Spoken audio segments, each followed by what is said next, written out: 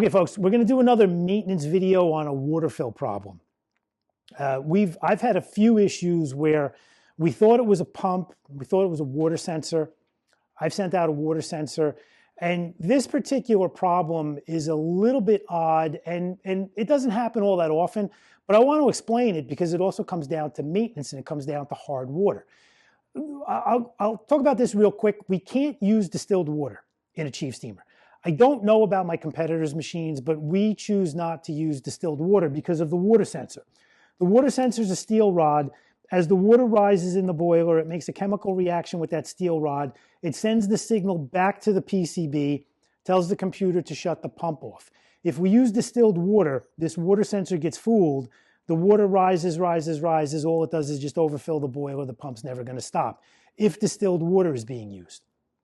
Now, for everybody that follows directions and uses tap water, sometimes we can still have an overfill issue and the pump doesn't stop.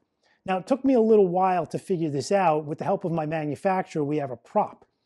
So what we do, or what he does in the boiler, this is one half of the boiler. So this is the top half of the boiler. This would be the bowl. This would be the seam. So the bowl would come up and get welded to the bottom of this. And then your fill area would be here, and your fill tube from the pump goes into here. So now what we can't see from this boiler, and you have a black insulator on it, so when you open up the lid on the machine, you don't even see the steel. And there's no way we see this. So this is one half of the boiler. This is a tube that encases the water sensor. So this is your water sensor that goes into the top of the boiler that monitors the water level. So as this water sensor gets put into the boiler, it's encased by this steel tube. Now, I've always wondered, and I asked my manufacturer, why do we need this tube? Why doesn't the water sensor just pop right through the hole and be down into the boiler like this? The way it's explained to me is that for proper fill level, there's bubbles inside the boiler, like boiling water on a stove. That's basically what our boiler is.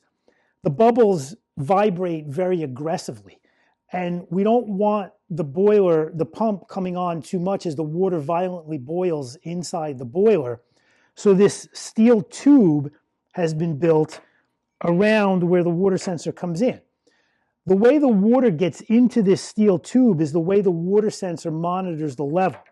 So as the water rises inside the boiler, we have two little holes at the bottom of this tube. There's a hole here, and there's a hole here. There's also one hole at the very, very top. We have a hole at the very, very top. Now, because people don't drain their boiler often enough, or the city water is way too hard, what happens is the same thing that can happen here, where our fill tube got plugged with calcium, we can actually plug that hole with calcium.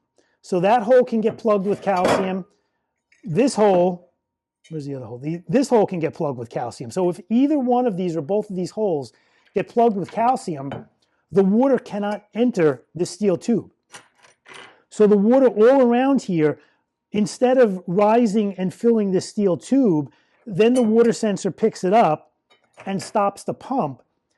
The water has to fill the entire boiler before the water would ever enter the tube through that top hole.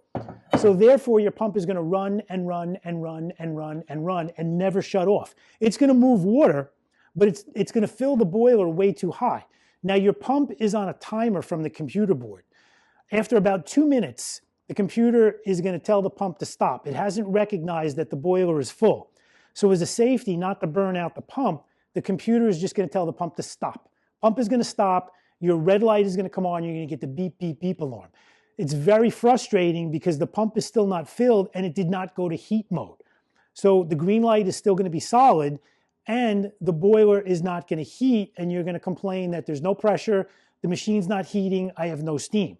It's not a heat issue. It's still a water fill issue. Now, I can count the times on my hand where I've seen this tube get plugged up, but it's happened. There's only been a very, very few times where that tube, that hole in that tube has gotten plugged up and it wasn't able to fill the boiler.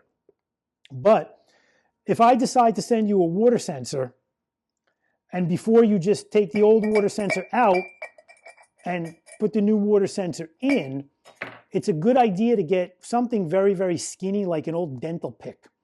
This is an old dental pick that I can send down the shaft and just reach around and scrape the side.